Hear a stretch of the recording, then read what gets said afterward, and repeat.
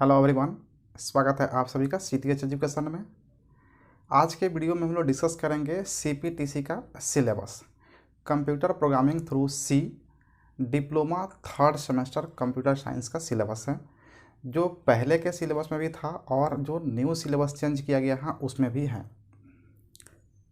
अगर उसमें टॉपिक्स देखेंगे तो प्रीवियस सिलेबस का और अभी का सिलेबस का लगभग में 100 टॉपिक सेम है। यूनिट पहले 8 हुआ करता था, अभी जो है ना 7 यूनिट, क्योंकि जो लास्ट का 2 यूनिट था पहले के सिलेबस में, जिसमें एक यूनिट था यूनियन और दूसरा यूनिट था स्ट्रक्चर, इन दोनों को मिला करके एक ही यूनिट में शामिल कर दिया गया है और यहाँ पे यूनिट आपका 7 हो गया है। हम लोग सी प्रोग्रामिंग का एक एक यूनिट्स को समझने का प्रयास करेंगे कि किस यूनिट्स में क्या मटेरियल हम लोगों को मिलता है और किस चीज़ के बारे में हमें स्टडी करना है, हमें क्या उसकी जानकारी मिलता है। आपको सी प्रोग्रामिंग जब स्टार्ट किया जाएगा तो उसमें बताया जाएगा तो सी प्रोग्रामिंग क्या होता है, किस तरह का लैंग्वेज होता है, इसे हम लोग क्या कर सकते हैं, कहाँ इसका यूज करते हैं और क्या क्या इसका सिंटेक्स है, इसका फ़ायदा क्या है और हानि क्या है, ये सब डिस्कस किया जाएगा। आज हम लोग सिर्फ और सिर्फ सिलेबस के बारे में बात करेंगे और सिलेबस में हम देख रहे हैं कि 7 यूनिट्स दिया गया है और किस यूनिट्स में क्या हमें स्टडी करना है उसके बारे में आज हम लोग डिटेल्स में चर्चा करेंगे। सबसे पहला आपका यूनिट है यूनिट 1 और यूनिट 1 में आपको दिया गया है introduction to computer, introduction to computer software. देखिए यहाँ पे आपको टर्म मिल रहा है सबसे पहले सॉफ्टवेयर। तो यहाँ पे आपको ये सीखना होगा कि सॉफ्टवेयर क्या होता है। इससे पहले हम लोग फर्स्ट और सेकेंड यूनिट सेमेस्टर में देख चुके हैं कि कंप्यूटर के 2 कंपोनेंट होते हैं जो इसेंशियल होते हैं, एक कंप्यूटर और एक हार्डवेयर। हार्डवेयर कंपोनेंट के बिना सॉफ्टवेयर, यानी कि सॉफ्टवेयर के बिना हार्डवेयर काम नहीं करेगा और हार्डवेयर के बिना सॉफ्टवेयर काम नहीं करेगा। तो दोनों एक दूसरे का म्यूचुअल अंडरस्टैंडिंग होता है और ये काम कर पाते हैं। यहाँ पे आपको बेसिक रूप से समझना होगा कि सॉफ्टवेयर क्या होता है। हम लोग पहले से जानते हैं जिसे टच कर सकते हैं उसको हार्डवेयर कहते हैं, जिसको टच नहीं कर सकते हैं उसको सॉफ्टवेयर कहते हैं। लेकिन यहाँ पे बताया जाएगा आपको सेट ऑफ प्रोग्राम क्या कहलाता है, सॉफ्टवेयर होता है। तो सॉफ्टवेयर क्या होता है डिटेल्स हमको जानना है। फिर इसके बाद इसमें जानेंगे क्लासिफिकेशन ऑफ सॉफ्टवेयर, यानी कि सॉफ्टवेयर के प्रकार, और उसमें आप देखेंगे 3 तरह के सॉफ्टवेयर, जिसमें आप पढ़ेंगे सिस्टम सॉफ्टवेयर, एप्लीकेशन सॉफ्टवेयर और यूटिलिटी सॉफ्टवेयर।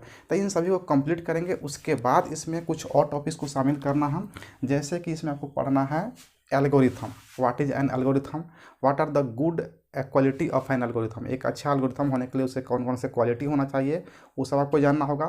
फिर डिफरेंट डिफरेंट टाइप्स के जो प्रोग्राम होते हैं उसका एल्गोरिथम हम लोग डेवलप करने के लिए सीखेंगे।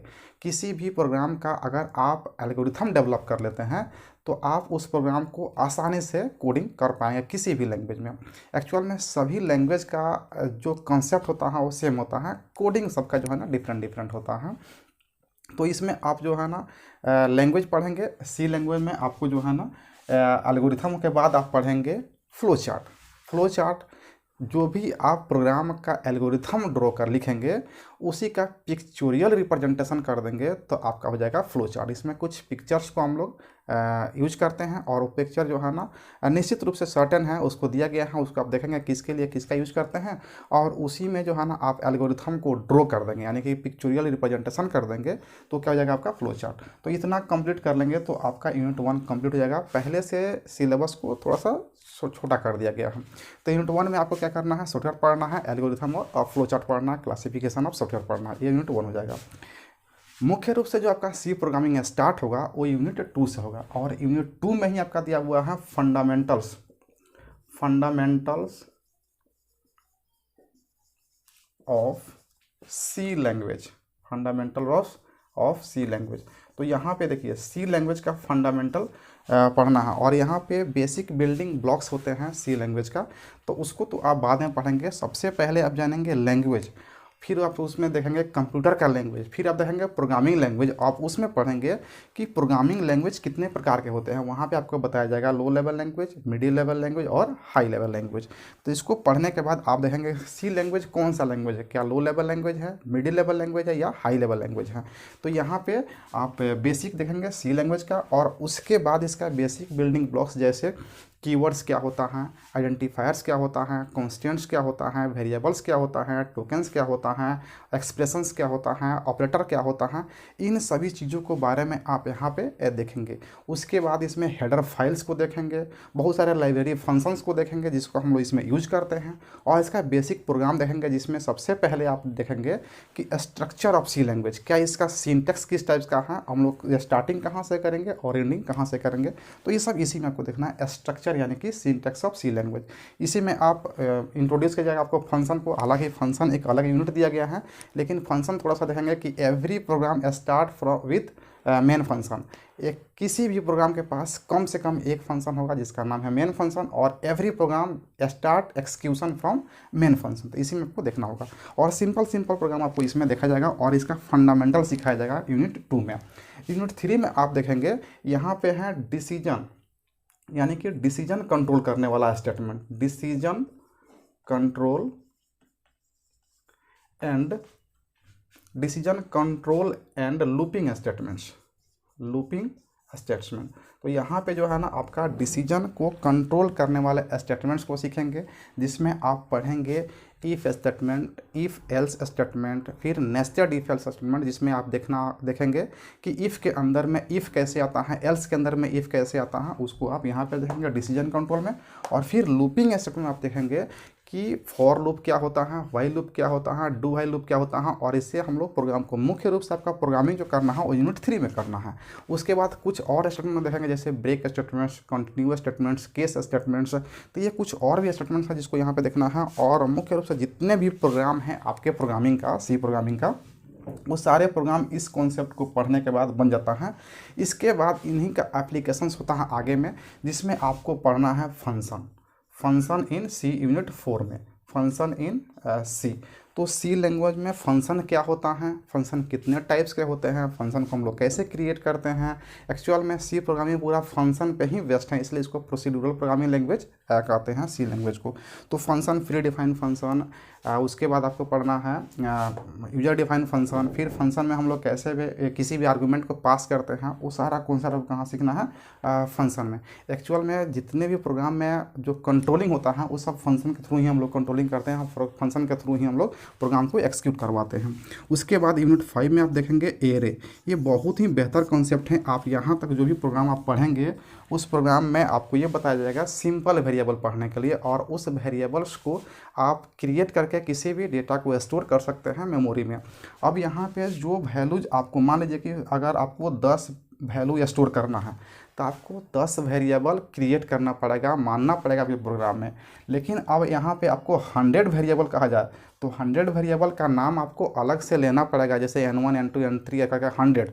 अगर उसमें मल्टीप्लिकेशन या डिवीजन करना पड़ जाए तो किस नंबर को कहाँ पे आप यूज कर रहा है, किस वेरिएबल को, वहाँ पे काफ़ी कन्फ्यूजन होता है। तो वहाँ पे क्या होता है कि एरे काम आता है। ये क्या होता है, हमारे मेमोरी स्पेस को बचाता है। एक ही नाम से मल्टीपल वेरिएबल को हम लोग स्टोर कर सकते हैं एक ही स्पेस में, एक ही जगह पे, और इसीलिए इसको बताता है कि सिमिलर टाइप्स ऑफ एलिमेंट्स, यानी कि collection of similar types of elements is called array. यानी कि एक ही प्रकार के बहुत सारे एलिमेंट को एक ही नाम से एक ही स्पेस में एक ही जगह पे स्टोर कर लेंगे तो हो जाएगा आपका एरे। यहाँ पे हमारे वेरिएबल डिक्लेरेशन के जो प्रॉब्लम था उसको मिनिमाइज कर देगा हमारा एरे। और फिर पढ़ेंगे एरे क्या होता है, एरे कितने टाइप्स के होते हैं, एरे को कैसे डिक्लेयर करेंगे, एरे को कैसे हम लोग इनिशियलाइज करेंगे, और एरे में हम लोग फंक्शन को कैसे पास करेंगे, एरे में हम लोग किसी आर्गूमेंट को कैसे पास करेंगे, एरे और स्ट्रक्चर में क्या बेसिक डिफरेंस है। और फिर इसमें प्रोग्राम करेंगे कि सिंपल एरे में प्रोग्राम कैसे, इवन कैसे निकालते हैं, ऑड कैसे निकालते हैं, किसी भी एलिमेंट को इंसर्ट कैसे करते हैं, डिलीट कैसे करते हैं, सर्च कैसे करते हैं एरे एलिमेंट को। तो इंडेक्सिंग यहीं पे पूरा पढ़ना आपको एरे में। बहुत ही अच्छा और बेहतरीन चीज़ है एरे, आपको यहाँ पे बहुत अच्छा लगेगा पढ़ने में। एक्चुअल में सी लैंग्वेज का पूरा टॉपिक ही बहुत ही इंटरेस्टिंग है, बहुत मज़ेदार है, आपको पढ़ने में बहुत अच्छा लगेगा। उसके बाद एरे के बाद आपका आता है यहाँ पे पॉइंटर्स। अभी हम लोग वेरिएबल की बात कर रहे थे सी लैंग्वेज में कि यहाँ तक जो भी आप पढ़ रहे हैं वो सब ऑर्डिनरी वेरिएबल को पढ़ रहे हैं, और यहाँ पे आपको एक मिलेगा स्पेशल वेरिएबल, और इसी स्पेशल वेरिएबल का नाम क्या है, पॉइंटर्स। इसको क्रिएट करने के लिए हम लोग एस्ट्रिक्स का यूज करते हैं, वो आपको यहाँ पे बताया जाएगा। लेकिन ये एक स्पेशल वेरिएबल है जो बाकी जितने भी ऑर्डिनरी वेरिएबल आप पढ़ रहे हैं उसके एड्रेस को स्टोर करेगा। ऐसा वेरिएबल जो किसी अदर वेरिएबल के एड्रेस को स्टोर करे उसको बोलते हैं पॉइंटर। इसीलिए इसको बोलते हैं स्पेशल वेरिएबल, जो कि ऑर्डिनरी वेरिएबल के एड्रेस को स्टोर करता है। तो यहाँ पे आपको सीखना होगा पॉइंटर्स क्या होता है, पॉइंटर्स का जो है ना हम लोग डिक्लेरेशन कैसे करते हैं, उसका इंस्टॉलेशन करते हैं फंक्शन में जो है ना, सॉरी पॉइंटर्स में आप फंक्शन को कैसे पास करते हैं, पॉइंटर्स में आप किसी आर्गुमेंट को कैसे पास करते हैं, और वहाँ पे कॉल बाय वैल्यू और कॉल बाय रेफरेंस आपको यहाँ पे देखने को मिलेगा। क्लियर है? तो ये आपका पॉइंटर्स हो गया। और लास्ट यूनिट आपका हो जाता है union and structure. Union and structure, और यूनियन एंड स्ट्रक्चर यहाँ पे अभी तक हम लोग देख रहे थे एरे में कि collection of similar types of element is known as array, यानी कि यहाँ पे सिमिलर टाइप्स ऑफ एलिमेंट्स आप स्टोर कर सकते हैं। लेकिन अगर आप ये कहें कि हमें डिफरेंट टाइप्स के यानी कि डिससिमिलर टाइप के स्टोर एलिमेंट को स्टोर करना है, तो उसके लिए आप यूनियन और स्ट्रक्चर का यूज करना पड़ेगा। तो एरे क्या हो गया, सिमिलर टाइप्स ऑफ एलिमेंट्स को स्टोर करने के लिए, और यूनियन एंड स्ट्रक्चर क्या हो गया, डिफरेंट यानी कि डिससिमिलर टाइप्स के एलिमेंट को स्टोर करने के लिए। अब यहाँ भी आता है लोकेशन का डिफरेंस, दोनों में क्या है, लोकेशन का डिफरेंस है। ये कन्फर्म है कि डिससिमिलर टाइप्स ऑफ एलिमेंट को स्टोर करेगा, लेकिन एक आपको एक ही मेमोरी लोकेशन में स्टोर करता है और एक जो है ना डिफरेंट मेमोरी लोकेशन में स्टोर करता है। इसलिए दोनों को जो है ना पहले अलग अलग यूनिट में रखा गया था।